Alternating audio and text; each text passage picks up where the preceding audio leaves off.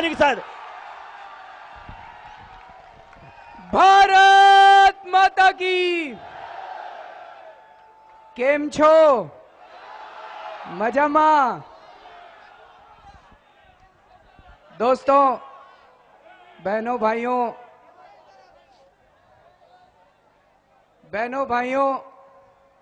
माताओं, बुजुर्गों, सबसे पहले मैं उन कुछ लोगों को सलाम करना चाहूंगा, उनको श्रद्धांजलि अर्पित करना चाहूंगा जो पिछले 10 वर्षों में भ्रष्टाचार के खिलाफ लड़ाई लड़ते लड़ते, सूचना के अधिकार का इस्तेमाल करते करते गुजरात के अंदर शहीद हो गए।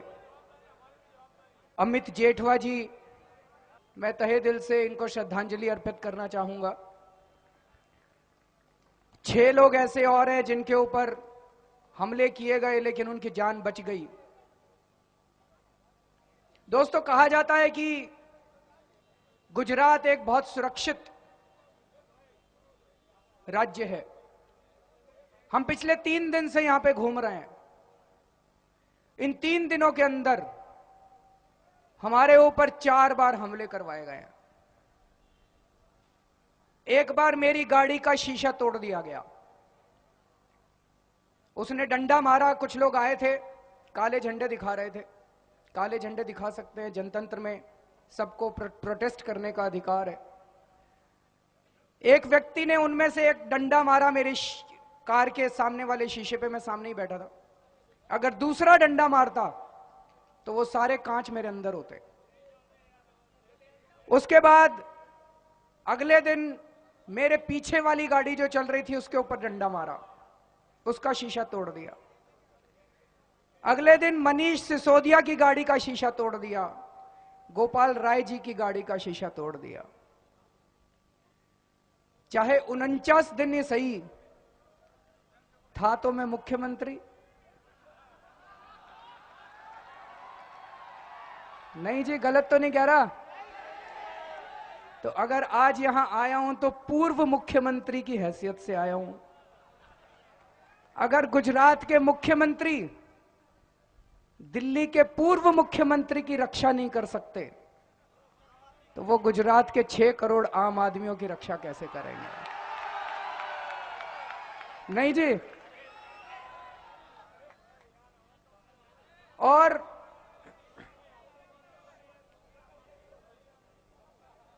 दोस्तों, मैं तो भगवान से शुक्र मना रहा था। भगवान का मैं शुक्रगुजार हूं कि 3 दिन से यहां पे हूं, अभी तक एनकाउंटर नहीं हुआ मेरा। नहीं तो कुछ भी हो सकता है गुजरात में। नहीं, कुछ भी हो सकता है गुजरात में, कुछ भी हो सकता है गुजरात में। कल मैंने मोदी जी से मिलने की कोशिश की, टाइम नहीं लिया था, पर कई बार बिना टाइम लिए चले जाते हैं। भाई देखते हैं, अगर फ्री होंगे तो मिल लेंगे, कोई कसूर थोड़ी किया भाई। मेरे पास भी बहुत लोग आते थे जब मैं मुख्यमंत्री था। अगर टाइम होता तो था, मैं आम आदमियों से भी बिना टाइम दिए मिल लिया करता था। तो मैं मुख्यमंत्री जी से मिलने उनके आवास की तरफ चला और मैं दंग रह गया। अपने घर से 5 किलोमीटर दूर 1000 पुलिस वाले भेज के मेरे को रुकवा दिया। मेरे पास तो बंदूक भी नहीं थी, मेरे पास तो डंडे भी नहीं थे, ना मैं कोई आतंकवादी, पूर्व मुख्यमंत्री हूं, और अपने घर से 5 किलोमीटर दूर मेरे को पुलिस भेज के रुकवा दिया। मैंने पुलिस वालों से पूछा, जी क्या हो गया? कहते हैं वो आज बिजी हैं। मैंने कहा, जो लोग मिलने के लिए आते हैं, अगर नरेंद्र मोदी जी बिजी हो तो उनको 5 किलोमीटर दूर पुलिस भेज के रुकवा दिया जाता है क्या? इतना क्यों डर रहे हैं नरेंद्र मोदी जी मेरे से? मैं कुछ खा थोड़ी जाऊंगा उनको। अरे इतना क्यों डर रहे हैं मेरे से? मैंने ऐसा क्या कर दिया? कितनी पुलिस भेज के 5 किलोमीटर दूर मेरे को रुकवा रहे हैं? बुला लेते, कह देते भाई अरविंद जी आज मैं बहुत बिजी हूं, चाय पियो बैठ के, चुनाव के बाद मिलेंगे। मेरे से मिलने में भी इतना डर लग रहा है, बताओ। कुछ ना कुछ तो गड़बड़ है। नहीं जी, कुछ ना कुछ तो गड़बड़ है। आप लोग कभी मिले हो उनके घर जाके? कोई मिला है? कोई नहीं मिला। अरे 11 साल से मुख्यमंत्री हैं आपके, आप आज तक कभी घर नहीं मिले उनके? अगर कोई मिला हो तो जरा सा हाथ खड़ा कर दे, अगर कोई मिला हो तो। एक आदमी मिला है, एक आदमी मिला। यहाँ पे अभी मेरे ख्याल से कई हजार लोग बैठे हैं, एक आदमी ने हाथ खड़ा किया, वो कह रहा मैं मिला हूं। दो लोग मिले हैं। बड़े किस्मत वाले हैं जी आप, बड़े किस्मत वाले हैं। दोस्तों, देश बहुत नाजुक दौर से गुजर रहा है। चारों तरफ भ्रष्टाचार, चारों तरफ महंगाई, एक आम आदमी का जीना मुश्किल होता जा रहा है। बच्चे पालने मुश्किल हो गए, घर चलाना मुश्किल हो गया। पिछले 10 साल से कांग्रेस की सरकार है केंद्र में। हम लोग दुखी हो चुके हैं कांग्रेस से, एक आम आदमी दुखी हो चुका है कांग्रेस से। घोटालों में तो कांग्रेस ने देश के साथ, देश तो क्या पूरी दुनिया के सारे रिकॉर्ड तोड़ दिया। और एक दिन एक आईआईटी का पढ़ा लिखा आदमी हिसाब लगा रहा था कि जितना अंग्रेजों ने 200 साल में नहीं लूटा, उतना कांग्रेसियों ने 10 साल में लूट लिया इस देश को। जितना कांग्रेसी 200 साल में, जितना अंग्रेज देश को लूट के लंदन नहीं लेके गए, उससे ज्यादा ये कांग्रेसियों ने 10 साल में स्विस बैंकों में पैसा जमा करा लिया होगा। तो दोस्तों, देश मन बना चुका है कि कांग्रेस को उखाड़ के फेंकना इस बार। लेकिन पिछले 1 साल से इस देश के अंदर एक बहुत बड़ा षड्यंत्र चल रहा है, बहुत बड़ा षड्यंत्र चल रहा है। यूपीए को तो हटाना है, कांग्रेस को तो हटाना है, लेकिन किसको लाना है? पिछले 1 साल से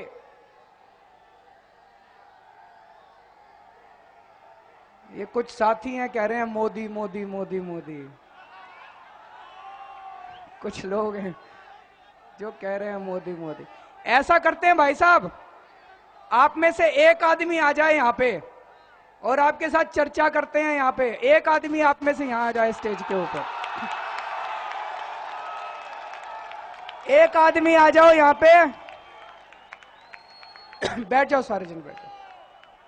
तो पिछले 1 साल से पूरे देश को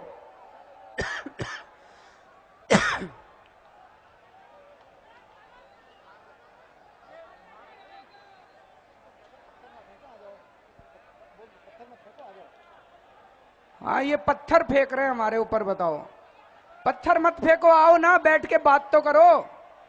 बैठ के बात नहीं करते हैं। ये पत्थर आया है यहाँ पे, पत्थर फेंक रहे हैं। बताओ हमारे ऊपर, ऐसे जीतेंगे मोदी जी चुनाव? पत्थर फेंक फेंक के जीतेंगे? हम कह रहे हैं भाई आओ, मोदी जी ने क्या क्या काम करा, थोड़ा सा चर्चा करते हैं। एक आदमी आ जाओ यहाँ पे, चर्चा करते हैं। चर्चा नहीं करेंगे।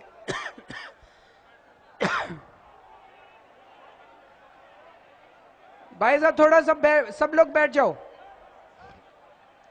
पिछले 1 साल से इस देश के अंदर षड्यंत्र चल रहा है बहुत बड़ा। पिछले 1 साल से मोदी जी घूम घूम के कह रहे हैं चारों तरफ, गुजरात में बहुत विकास हुआ, गुजरात में बहुत विकास हुआ, गुजरात में भ्रष्टाचार दूर हो गया, गुजरात में शिक्षा व्यवस्था बहुत अच्छी हो गई, गुजरात के अंदर स्वास्थ्य सेवाएं बहुत अच्छी हो गई, गुजरात के अंदर राम राज्य आ गया, गुजरात के अंदर राम राज्य आ गया।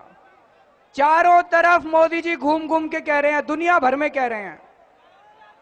और कुछ मीडिया वाले प्रचार कर रहे हैं कि मोदी जी जैसा शासक ही नहीं हुआ आज तक भारत के इतिहास में। कुछ मीडिया वाले कह रहे हैं कि बहुत अच्छी गवर्नेंस करनी आती है मोदी जी को। कुछ मीडिया वाले उनको बिल्कुल भगवान के रूप में प्रस्तुत कर रहे हैं। क्या रिश्ता है भाई इन मीडिया वालों का मोदी जी से? पिछले 1 साल में ऐसी छवि बनाई जा रही है जैसे पता नहीं मोदी जी ने क्या चमत्कार कर दिया गुजरात में। तो अभी 4 दिन पहले मैं और हमारे कुछ साथी गुजरात आए। हमने सोचा जी थोड़ा सा हम भी देखते हैं कि क्या चमत्कार हो गया गुजरात के अंदर, कितना भ्रष्टाचार कम हो गया, शिक्षा व्यवस्था कैसी है, स्वास्थ्य व्यवस्था कैसी है। हम गुजरात के 26 के 26 जिलों में गए। 26 के 26, एक आध जिले से नहीं रिपोर्ट लेके आए, 26 के 26 जिलों में गए हम लोग। और जो बातें आज मैं आपसे करना चाहता हूं वो उन सारे 26 जिलों की रिपोर्ट है दोस्तों। एक चीज तो ये कि गुजरात के लोग बहुत अच्छे हैं, गुजरात के लोग बहुत मेहनती हैं, गुजरात के लोग प्यार और मोहब्बत से जिंदगी जीना चाहते हैं। जितना विकास हो रहा है गुजरात के अंदर वो गुजरात के लोगों की वजह से हो रहा है, ना कि मोदी जी की वजह से। मोदी जी ने अपनी तरफ से कुछ भी नहीं करा। और एक चीज धीरे धीरे समझ में आने लग गई कि गुजरात बदलाव मांग रहा है। गुजराती भ्रष्टाचार से तंग आ चुके हैं और अब गुजरात बीजेपी और कांग्रेस दोनों से बदलाव मांग रहा है। दोस्तों, मोदी जी घूम घूम के कहते हैं कि भ्रष्टाचार कम हो गया, भ्रष्टाचार कम हो गया, भ्रष्टाचार कम हो गया। मैं आपसे पूछना चाहता हूं कि गुजरात में भ्रष्टाचार कम हुआ है कि ज्यादा हुआ है? अगर किसी को लगता हो कम हुआ है तो जरा सा हाथ खड़ा कर दे। किसी को नहीं लगता कम हुआ है, सबको लगता है भ्रष्टाचार ज्यादा हुआ है।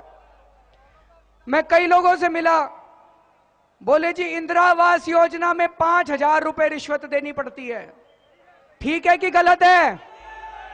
पैसे देने पड़ते हैं। कहते हैं जी बीपीएल कार्ड बनवाने के भी पैसे देने पड़ते हैं। गलत तो नहीं है? कहते हैं जी एफआईआर दर्ज करवाने के भी पैसे देने पड़ते हैं। बताया कि तलाटी की नौकरी में 10 लाख रुपए की रिश्वत चलती है। गलत तो नहीं है?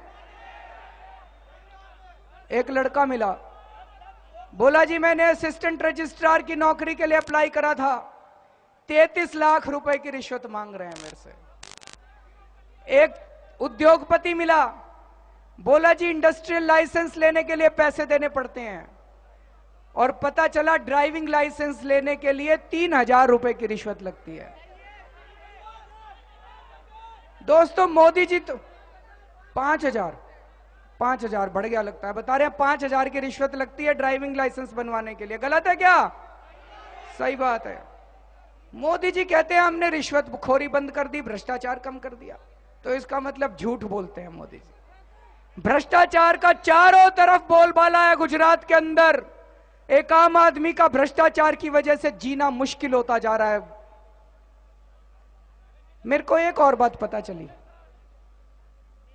रेवेन्यू डिपार्टमेंट में, नगर निगम में अगर आप अपने नक्शे पास कराने जाओ तो 4 रुपए प्रति स्क्वायर मीटर के हिसाब से बता रहे हैं कोई बीजेपी विकास फंड में पैसे जमा कराने पड़ते हैं। हैं जी? गलत है कि ठीक है? कोई बीजेपी विकास फंड है उसमें पैसे जमा कराने पड़ते हैं। बताते हैं राशन लेने जाओ तो जब आप अपना अंगूठा लगाते हो तो 5 रुपए एक्स्ट्रा देने पड़ते हैं। गलत है कि ठीक है? बता देना जी, गलत है कि ठीक है? ये मेरे को कई लोगों ने कहा था, इसलिए मैं आपसे पूछ रहा हूं। चारों तरफ भ्रष्टाचार का बोलबाला है, चारों तरफ भ्रष्टाचार का बोल। आम आदमी पार्टी ने 49 दिन तक सरकार बनाई थी दिल्ली के अंदर, और 49 दिनों के अंदर भ्रष्टाचार में भारी कमी आई थी दिल्ली के अंदर। ये मैं नहीं कह रहा, टाइम्स ऑफ इंडिया वालों ने सर्वे कराया था, और उस सर्वे के अंदर निकल के आया कि दिल्ली में 49 दिनों में जब केजरीवाल की सरकार थी तो भ्रष्टाचार के अंदर दिल्ली में भारी कमी आई थी। पुलिस वालों ने दिल्ली में रिश्वत लेनी बंद कर दी थी उन दिनों में। ट्रांसपोर्ट डिपार्टमेंट में जितने दलाल खड़े थे सारे दलाल भाग गए थे। लोगों को ड्राइविंग लाइसेंस बिना रिश्वत के मिलने चालू हो गए थे। पहले सरकारी अस्पतालों के अंदर दवाइयां नहीं मिला करती थी, इन 49 दिनों की सरकार में लोगों को सरकारी अस्पतालों में दवाइयां मिलनी चालू हो गई थी। जो काम मोदी जी 11 साल में नहीं कर पाए, आम आदमी पार्टी की सरकार ने 49 दिनों के अंदर करके दिखा दिया। मैं इस देश के लोगों से पूछना चाहता हूं कि गवर्नेंस किसको आती है? मोदी जी को आती है कि आम आदमी पार्टी को गवर्नेंस करनी आती है? और अगर मोदी जी प्रधानमंत्री बन गए, खुदा ना खास्ता अगर प्रधानमंत्री बन गए, तो पूरे देश के अंदर भ्रष्टाचार का यही आलम रहेगा। दोस्तों, भ्रष्टाचार कम नहीं होने वाला, एक ही होएगा। अभी गुजरात के अंदर भ्रष्टाचार दूर नहीं करते और पूरे देश में जाके झूठ बोलते हैं मैंने भ्रष्टाचार दूर कर दिया, फिर देश के अंदर भ्रष्टाचार बढ़ाएंगे और अमेरिका में जाके कहेंगे मैंने भ्रष्टाचार दूर कर दिया। दोस्तों, किसानों से मिले हम, गुजरात के गांव में गए, किसानों से मिले। गुजरात के किसान खून के आंसू बहा रहे हैं। कई लोग मिले मेरे को जिनकी जमीनें छीन ली गई हैं और जमीनें छीन छीन के अंबानी को दे दी गई हैं, अडानी को दे दी गई हैं। कौड़ियों के भाव जमीनें छीन के उनको कौड़ियों के भाव दे दी गई है। मेरे को टुंडा गांव में गया, एक आदमी मिला, कहता है जी 7.5 एकड़ जमीन थी, 5 साल पहले गुंडे भेजे, पहले फिर पुलिस वाले भेजे और मेरी जमीन छीन ली, मेरे को वहां से भगा दिया और कागजों में मेरा नाम बदल दिया। 1 पैसे का मुआवजा नहीं दिया मेरे को, 1 पैसे का मुआवजा नहीं दिया। मैं दूसरे गांव में गया, वहां कोस्टल हाईवे बन रहा है। एक और आदमी मिला, उसको 11 एकड़ की जमीन थी, कहता है 1 पैसा मुआवजा नहीं मिला मेरे को। जिन लोगों को मुआवजा मिला उनको 90,000 रुपए एकड़ के हिसाब से मुआवजा मिला, जबकि वहां पे जमीन का मार्केट रेट 50 लाख रुपए एकड़ है। 50 लाख रुपए एकड़ की जमीन के 90,000 रुपए एकड़ तुमने किसानों को दिए और वो जमीन तुमने उठा के अडानी और अंबानी को 1 रुपए स्क्वायर मीटर में दे दी। तो दोस्तों, अंबानी इनका ताऊ तो लगता नहीं है, अडानी इनका चाचा तो लगता नहीं है। कुछ ना कुछ तो हुआ होगा दोनों के बीच में। गलत तो नहीं कह रहा जी मैं? कुछ ना कुछ तो मोदी जी के, बीजेपी के और अंबानी अडानी के बीच में कोई तो रिश्ता होगा। नहीं, कोई तो रिश्ता होगा इनके बीच में।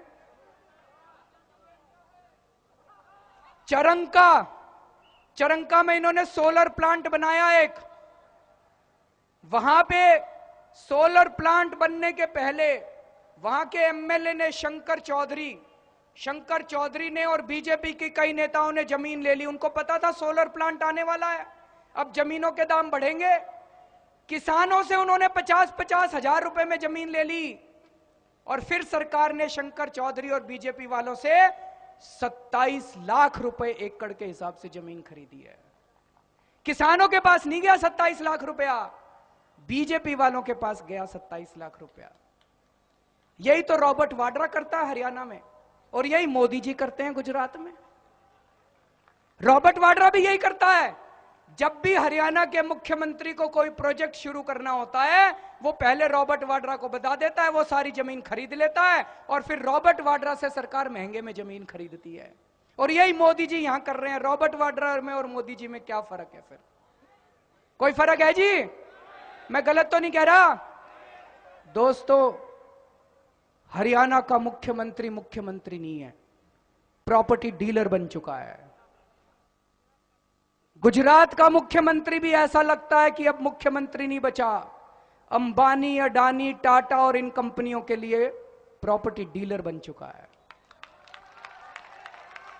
किसानों से जमीन छीन के, अगर आप कौड़ियों के भाव किसानों से जमीन छीन के अगर अडानी और अंबानी को कौड़ियों के भाव दोगे तो जनता तो आपसे प्रश्न पूछना चाहेगी। दोस्तों,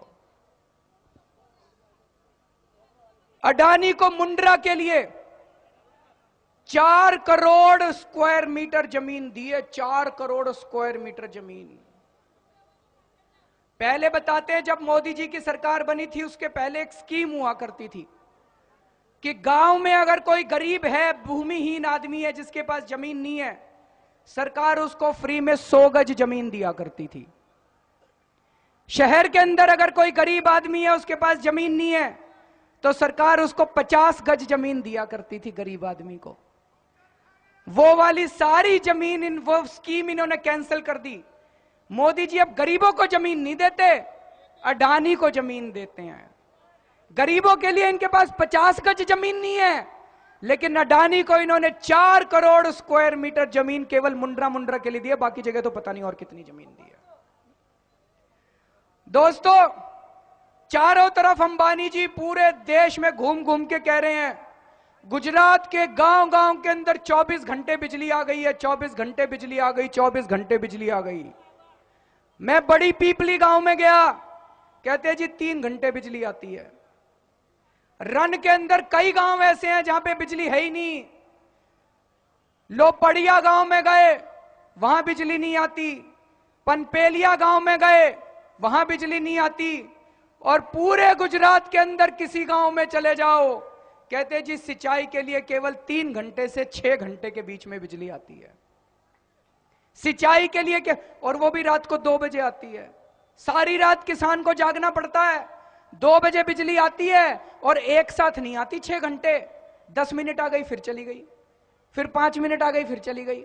किसान सारी सारी रात जाग के अपनी सिंचाई करते हैं। और ज्यादा बड़ी बात यह है, 4.5 लाख किसान ऐसे हैं जिन्होंने कई साल पहले बिजली के कनेक्शन के लिए अप्लाई करा था। आज तक उनको बिजली के कनेक्शन भी नहीं मिले। बिजली क्या दोगे, तुमने कनेक्शन तक नहीं दिया अभी तक बिजली। कहते हैं 24 घंटे बिजली आती है। झूठ बोल रहे हैं, 24 घंटे बिजली आती है।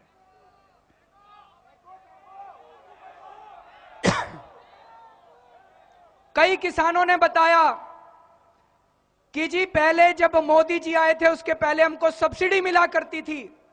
ट्रैक्टर खरीदते थे उस पर सब्सिडी मिलती थी, थ्रेशर खरीदते थे उस पर सब्सिडी मिलती थी, कई चीजों पे किसानों को सब्सिडी मिला करती थी। वो सारी सब्सिडी मोदी जी ने आके किसानों की खत्म कर दी है।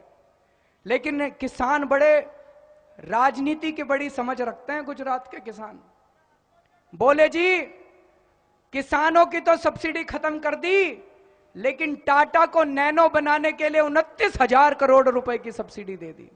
कहते बताओ जी हमारे में क्या कमी है, हमको सब्सिडी नहीं देते, गुजरात के किसानों को सब्सिडी नहीं देते, टाटा को नैनो बनाने के लिए 29,000 की सब्सिडी देते हैं।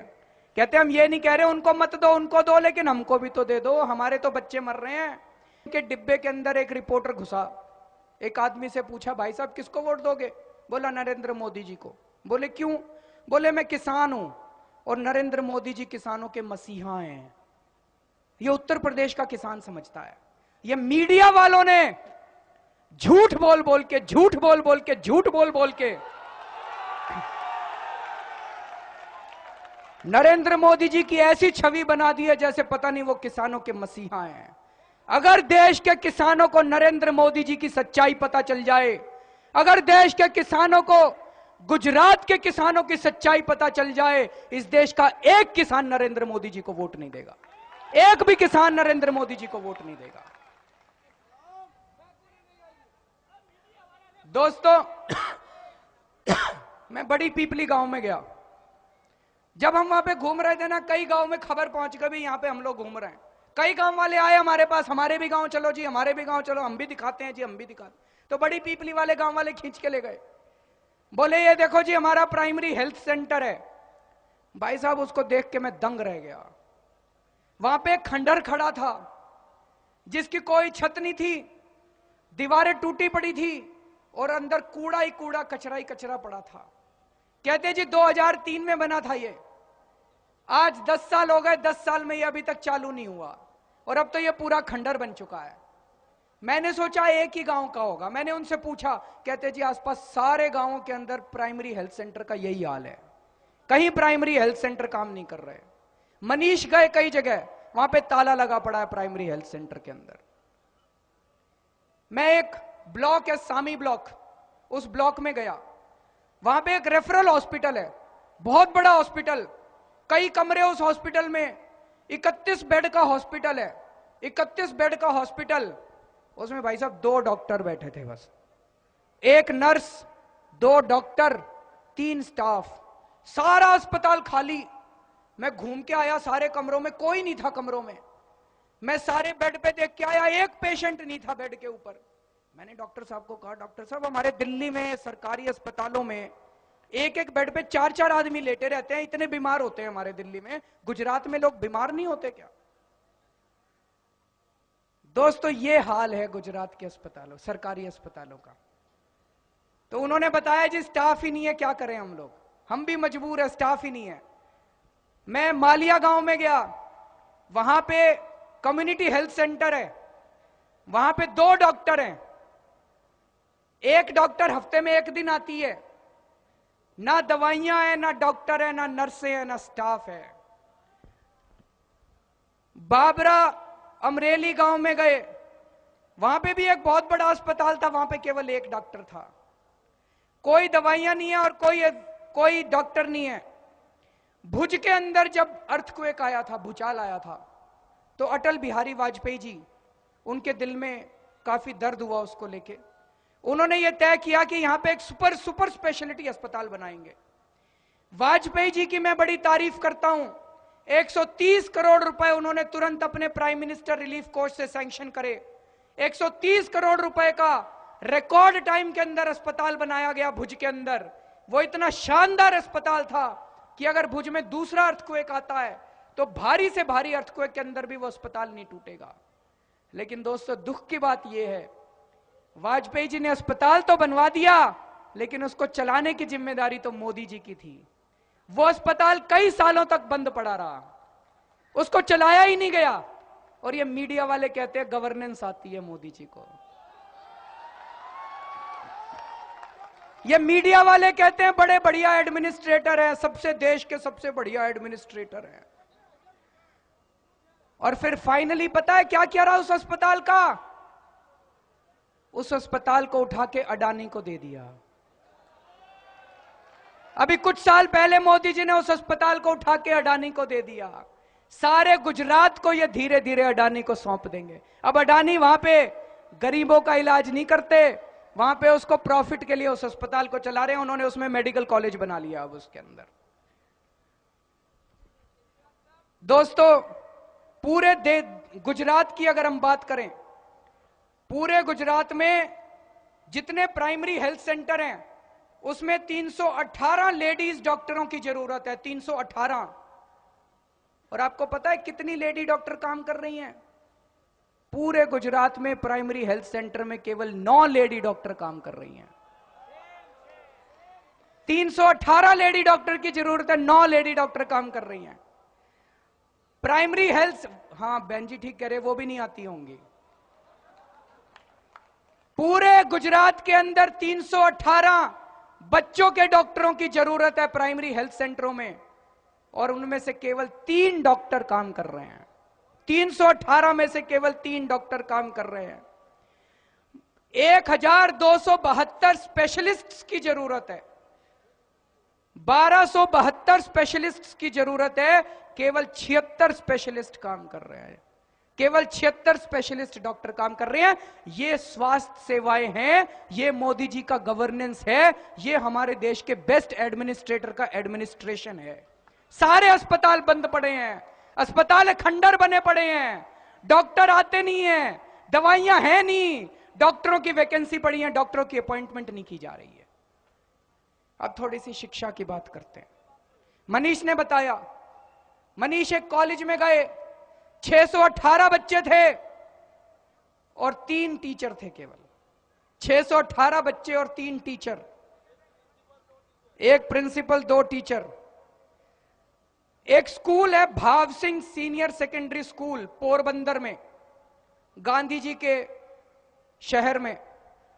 भाव सिंह सीनियर सेकेंडरी स्कूल जो बताया जाता है कि पहले बहुत ही अच्छा स्कूल हुआ करता था, लोग गर्व किया करते थे उस सरकारी स्कूल पे। लोग कहते थे मैं उस स्कूल का पढ़ा हुआ हूं जी, मैं उस स्कूल का पढ़ा हुआ हूं। गोपाल भाई वहां पे गए, उन्होंने बताया पूरा स्कूल खंडर बन चुका है, पूरा स्कूल टूट चुका है, पूरा स्कूल खंडर बन चुका है। पूरे गुजरात के अंदर 37,000 के करीब प्राइमरी स्कूल हैं, जिनमें से 5,000 स्कूल ऐसे हैं जिनमें केवल एक टीचर है। एक टीचर 5 क्लासों को पढ़ाता है। 5 क्लासों को एक टीचर कैसे पढ़ाएगा जी? तो वो एक ही कमरे में सारे बच्चों को बिठा लेता है। एक कोने में पहली वालों को बिठा लेता है, दूसरे कोने में दूसरी वालों को बिठा लेता है, तीसरे कोने में तीसरी वालों को, चौथे कोने में चौथी वालों को, और बीच में 5वीं वालों को बिठा लेता है। ऐसे क्लासें चलती है। यह शिक्षा का हाल है जी। पूरे गुजरात के अंदर 42,000 टीचरों की वैकेंसी है, 5,000 प्रोफेसरों की वैकेंसी है। बताओ, 42,000 टीचरों की अगर वैकेंसी है तो शिक्षा व्यवस्था का क्या हाल है? और एक टीचर को कितनी तनख्वाह मिलती है?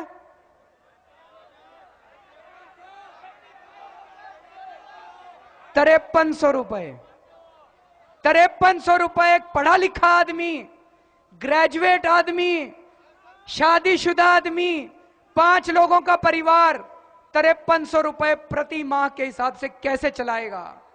अगर आप अडानी को, अगर आप टाटा को 29,000 करोड़ की सब्सिडी दे सकते हो, तो अपने टीचरों को थोड़ी सी तनख्वाह तो दे दो ताकि बच्चों को पढ़ा लें वो लोग। हैं जी? 1500 5 साल के लिए कॉन्ट्रैक्ट होता है, कॉन्ट्रैक्ट पे होते हैं, 5 साल के लिए कॉन्ट्रैक्ट पे टीचरों को कॉन्ट्रैक्ट पे रख रखा है दोस्तों। और मोदी जी जितनी बाहर जाके देश में इतना झूठ बोलते हैं, इतना झूठ बोलते हैं जिसका कोई हिसाब नहीं है। मोदी जी ने कहा है कि पूरे गुजरात के अंदर खेती में बड़ा इजाफा हो गया, 11% कृषि विकास दर, 11% कहते हैं, 11% कृषि विकास दर। कल हम गुजरात सरकार की वेबसाइट पे गए तो वहां पता चला 11% विकास दर नहीं है, -1% विकास दर है, 1% नेगेटिव विकास दर है गुजरात का। इतना झूठ कैसे बोल सकता है कोई मुख्यमंत्री? इतना झूठ कैसे बोल सकता है? और ये मेरे पास, मैं चुनौती देता हूं, चुनौती भी देके क्या करूंगा, मिलते तो है नहीं वो, नहीं क्या करूंगा चुनौती देके, ना चिट्ठी का जवाब देते, ना मिलते, ना किसी का जवाब देते।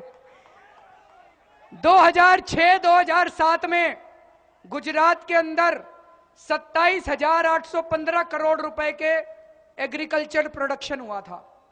2012-2013 में यह घट के 25,908 करोड़ का रह गया। इससे हमने कैलकुलेट करा है कि -1.18% का कृषि विकास दर में कमी आई है। अरे जब किसानों की जमीनें छीन छीन के अडानी को दोगे तो किसान खेती कहां करेगा? फिर कृषि कैसे बढ़ेगी बताओ? कृषि तो घटेगी। एक किसान मिले मेरे को, वो किसान बोले जी अगर आपसे मोदी जी मिले तो उनको कह देना जी थोड़े दिन में खाना खाना बंद कर देना, इंडस्ट्री खा लिया करना। खाने के लिए तो किसान ही चाहिए, इंडस्ट्री लगनी चाहिए, हम इसके खिलाफ नहीं है। और इंडस्ट्री का भी क्या हाल है बता देता हूं। पूरे गुजरात के अंदर पिछले 10 सालों में 60,000 स्मॉल स्केल इंडस्ट्रीज बंद हो गई हैं। 60,000 स्मॉल स्केल इंडस्ट्रीज बंद हो गई हैं पिछले 10 सालों के अंदर। महसाना के अंदर मनीष ने बताया 187 इंडस्ट्रीज हुआ करती थी, जिसमें से 147 इंडस्ट्रीज बंद हो गई हैं। सारी इंडस्ट्रीज बंद करते जा रहे हैं मोदी जी पूरे गुजरात के अंदर, सारे उद्योग बंद करते जा रहे हैं। केवल इनके कुछ चहेते लोग हैं, अडानी, अंबानी, टाटा, एसआर, बस इनको लगता है बस सारा उद्योग ये 4-5 परिवार ही करेंगे, 10-12 परिवार ही करेंगे। ये उनका विकास का मॉडल है। कई लोग कहते हैं गुजरात विकास का मॉडल क्या है? मैं आपको बताता हूं गुजरात विकास का मॉडल क्या है। गुजरात विकास का मॉडल है सारे किसानों की खेती बंद कर दो, किसानों की जमीनें छीन छीन के अडानी और अंबानी को दे दो, सारी इंडस्ट्री बंद कर दो, स्मॉल स्केल इंडस्ट्रीज बंद कर दो, मीडियम स्केल इंडस्ट्रीज बंद कर दो, और केवल सारी इंडस्ट्रीज उठा उठा के अंबानी और अडानी को दे दो। दोस्तों, अंकलेश्वर बताया जाता है कि दुनिया के सबसे प्रदूषित शहरों में से एक शहर अंकलेश्वर है। अंकलेश्वर में नलका अगर चलाओ तो उसके अंदर से काला पानी निकलता है नलके के अंदर से, और वो पानी वहां के लोग पी रहे हैं। उनके पास कोई चारा नहीं है, गरीब आदमी है, वहां पे वो काला पानी पी रहे हैं वहां के लोग। ये इनका विकास का मॉडल है दोस्तों। अंबानी जी के साथ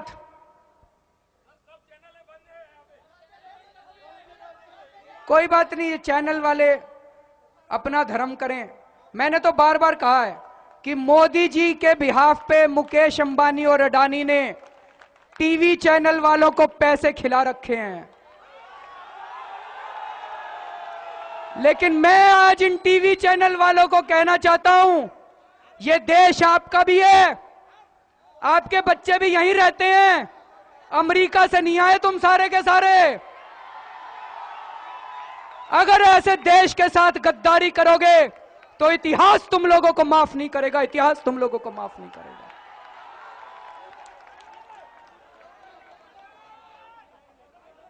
दोस्तों, मुकेश अंबानी जी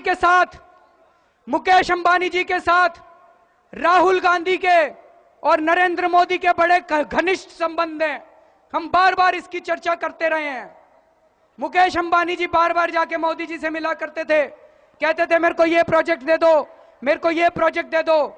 मुकेश अंबानी जी को थोड़े दिन बाद मोदी जी ने कहा, ये बार बार आके तुम तंग करते हो, एक काम करो, अपने परिवार का एक आदमी बिठा दो, मैं उसको मंत्री बना देता हूं, फिर सारे प्रोजेक्ट खुद ही ले लिया करना।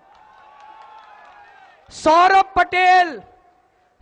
पटेल अंबानी परिवार का दामाद है, और सौरभ पटेल को नरेंद्र मोदी जी ने गैस, पेट्रोल, माइनिंग, ये सारे डिपार्टमेंट उठा के सौरभ पटेल को दे दिए। और अब सुनने में आ रहा है गैस भी दिए हैं, और अभी सुनने में आ रहा है कि अगर मोदी जी प्रधानमंत्री बन गए तो सौरभ पटेल शायद गुजरात का मुख्यमंत्री बनेगा।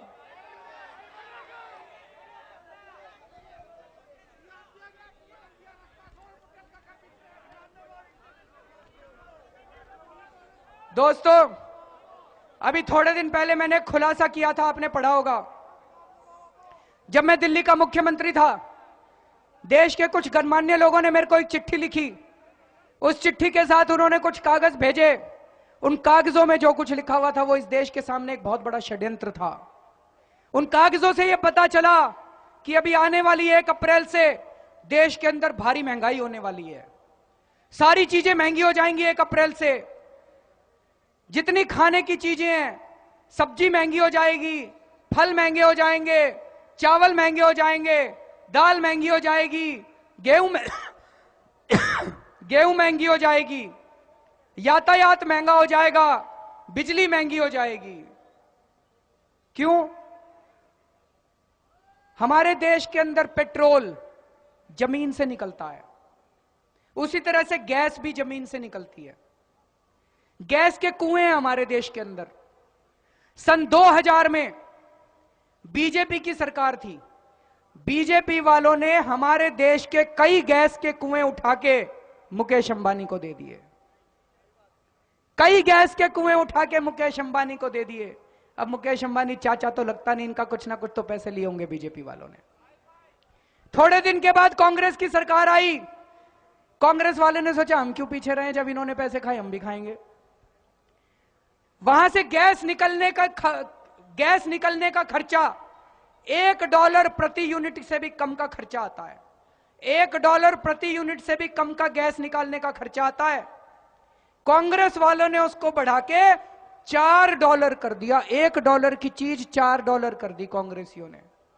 पैसे खा लिए कांग्रेसियों ने। लेकिन अभी 1 अप्रैल से क्या होने वाला है? 1 अप्रैल से कांग्रेस ने जाने से पहले, कांग्रेस को पता था अब हमारी सरकार तो आने वाली नहीं है, जाते वक्त जितना पैसा बटोरना है बटोर लो।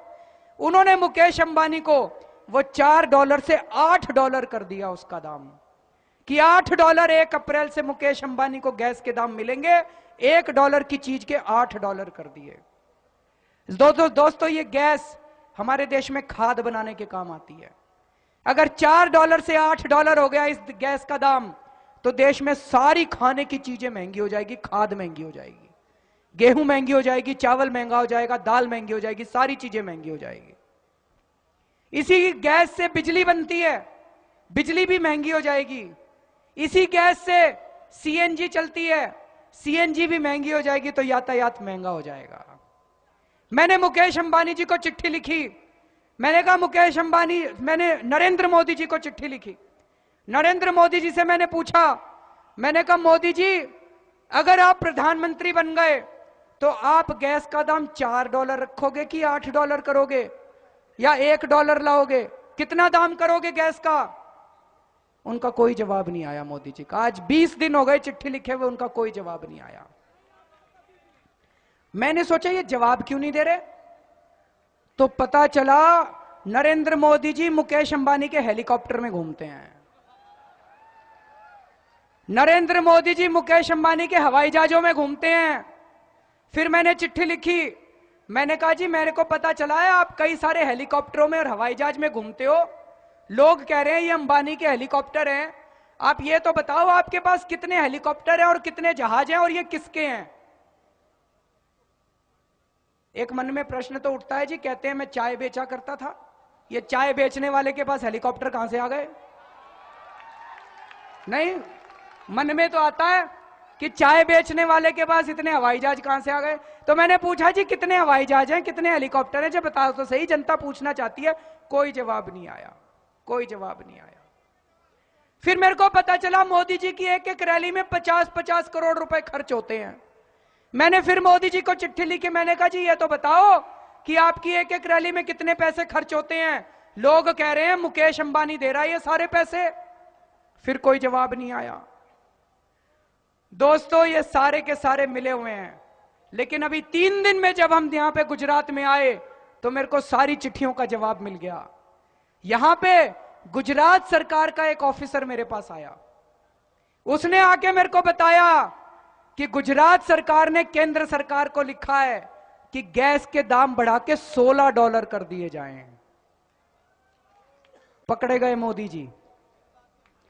गैस के दाम कांग्रेस ने तो $8 करे हैं, उस $8 की वजह से ही 1 अप्रैल से महंगाई हो जाएगी। लेकिन अगर मोदी जी देश के प्रधानमंत्री बन गए तो मुकेश अंबानी को $1 के $16 देंगे वो। तो आप ये मान लेना कि आपकी सारे खाने पीने की वस्तुओं के दाम दुगने से तिगुने हो जाएंगे, आपकी बिजली के दाम कम से कम 4 गुना हो जाएंगे। दोस्तों ये सारे के सारे मिले हुए हैं। मोदी जी बार बार कहते हैं जम्मू कश्मीर में 370 नहीं होना चाहिए, जम्मू कश्मीर में 370 नहीं होना। 370 मतलब जम्मू कश्मीर में बाहर का आदमी जमीन नहीं खरीद सकता। चलो 370 तो संविधान में दे रखा है, गुजरात के लिए तो 370 है नहीं, मोदी जी ने अपनी 370 लगा रखी है गुजरात में। गलत तो नहीं कह रहा? मेरे पास कई सिख आए थे, उन सिखों को लाल बहादुर शास्त्री जी लेके आए थे। लाल बहादुर शास्त्री जी ने उनको कहा था कच्छ रेगिस्तान है, आप लोग वहां पे जाओ, देश की रक्षा करो बॉर्डर के ऊपर और वहां पे खेती करो। उन सिखों ने मेरे को बताया जी अपना खून पसीना एक करके हम लोगों ने वहां पे खेती करनी चालू करी है। और अभी 2010 में मोदी जी ने आके ऑर्डर पास कर दिया कि जितने बाहर के लोगों ने गुजरात के अंदर जमीनें ली हैं उन सब की जमीनें छीनी जाएंगी। कई और लोग भी मेरे पास आए, उन्होंने कहा जी ये कह रहे पर प्रांतीय, ऐसा ही होता ना पर प्रांतीय। पर प्रांतीय मतलब बाहर का आदमी। बाहर के जितने लोगों ने 40 साल पहले 50 साल पहले भी अगर गुजरात में जमीन ली थी तो उन सब की जमीनें वापस ली जाएंगी। ये तो गलत है जी, इसके अंदर कुछ ना कुछ बदबू आ रही है। क्या? मैंने उन सिखों से पूछा, मैंने कहा कितनी जमीन है तुम्हारे पास? कहता है जी सारे परिवार मिला लो तो 1 लाख एकड़ है। मैंने कहा कितना मार्केट रेट है? कहता है जी 5 लाख रुपए एकड़।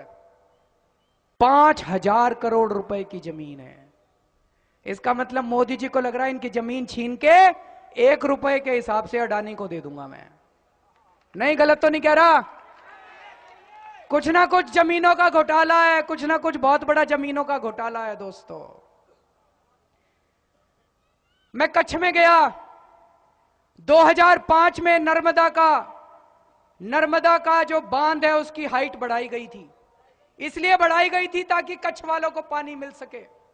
आज 8 साल हो गए, कच्छ के लोगों को एक बूंद पानी नहीं मिला है। मैंने पूछा जी क्यों नहीं मिला? कहते जी सारा पानी इन्होंने डाइवर्ट करके कुछ इंडस्ट्रीज को दे दिया। वहां लोगों के पास पीने को पानी नहीं है, वहां लोगों के पास खेती को पानी नहीं है। आज 8 साल हो गए लेकिन लोगों को एक बूंद पानी नहीं मिला है। और गुजरात के अंदर बेरोजगारी का यह आलम है कि अगर 1500 तलाटी की नौकरियां निकलती हैं तो 8 लाख लोग उसके लिए अप्लाई करते हैं। 8 लाख लोग अप्लाई करते हैं, इतनी बेरोजगारी है। मोदी 12 लाख, 15 लाख, 12 लाख लोगों ने अप्लाई करा है। और मैं कुछ आंकड़े देख रहा था कि गुजरात के अंदर 15 लाख लोग बेरोजगार है। ये तो सरकारी आंकड़े हैं, पता नहीं असली में तो कितने लोग बेरोजगार हैं। क्या किया मोदी जी ने गुजरात के युवाओं के लिए? कुछ नहीं किया युवाओं के लिए। और देश का युवा पागल हुआ पड़ा है मोदी जी के पीछे। अगर देश के युवाओं को पता चल गया कि गुजरात के युवाओं की क्या हालत है, देश का एक युवा मोदी जी को वोट नहीं देने वाला। एक भी युवा वोट नहीं देगा अगर उनको पता चल गया तो। क्या दिया मोदी जी ने? 5300 रुपए की टीचरों की नौकरी। भीख मांग रहे हैं जैसे टीचर। 5300 रुपए की नौकरी दी है पढ़े लिखे शिक्षित लोगों को। दोस्तों हैं जी, पुलिस में भी भर्ती में इतने ही मिलते हैं, पता चला है मेरे को।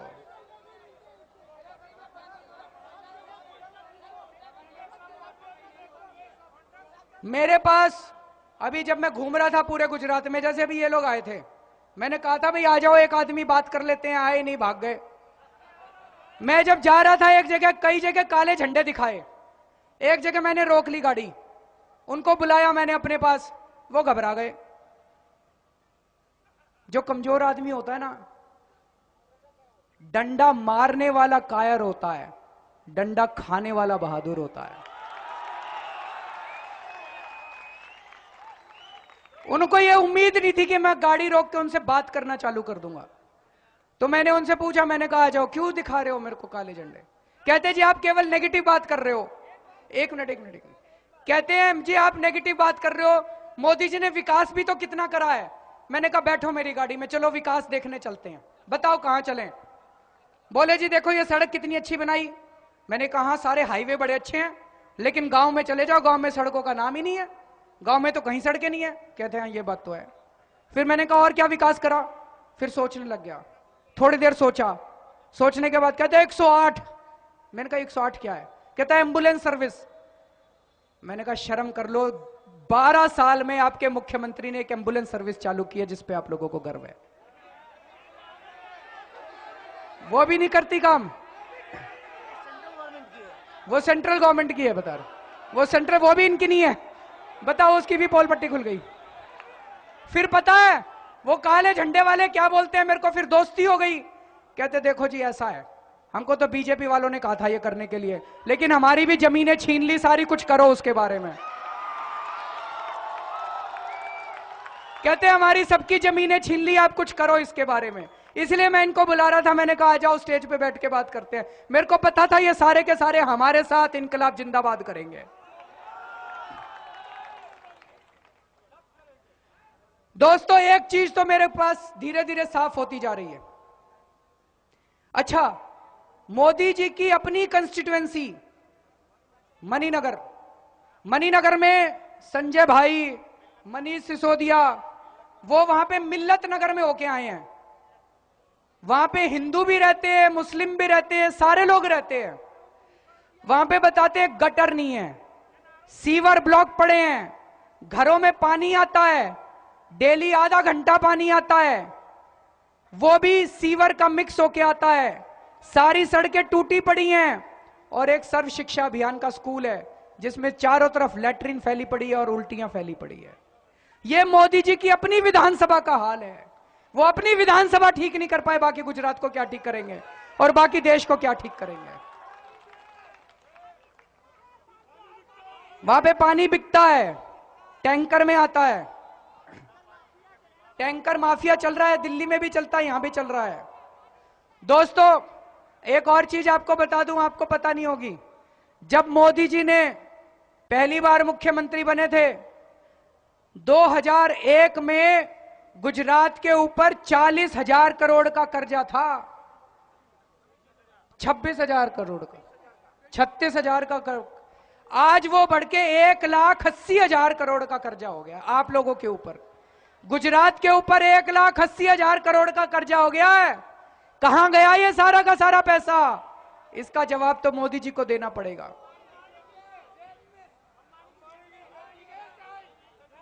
तो दोस्तों मैंने कई लोगों से पूछा, मैंने कहा भाई सारे जने इतने दुखी हो, सारे जने इतने नाराज हो मोदी जी से, तो फिर वोट क्यों देते हो मोदी जी को?